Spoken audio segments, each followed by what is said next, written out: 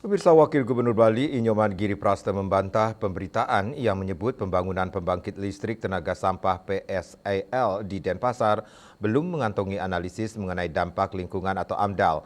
Menurutnya, seluruh dokumen AMDAL telah disusun dan dinyatakan akurat sebagai dasar pelaksanaan proyek strategis tersebut.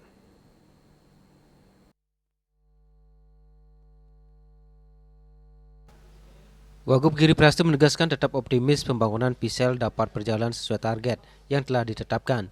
Ia mengaku tidak sedikit pun pesimis terhadap keberhasilan proyek tersebut karena diyakini menjadi solusi jangka panjang dalam penanganan sampah di Bali.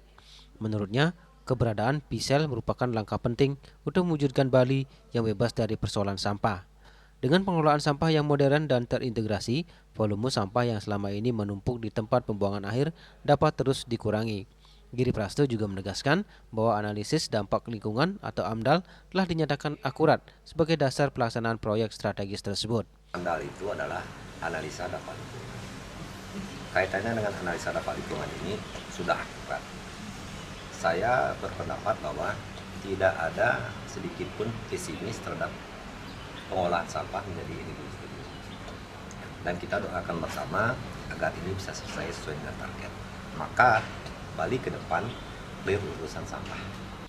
Wakil Gubernur Bali berharap pembangunan PSAL dapat selesai sesuai jadwal, sehingga target penanganan sampah secara menyeluruh dapat segera terwujud dan menjadikan Bali sebagai daerah yang lebih bersih, sehat, dan berkelanjutan. Yana, Bali TV.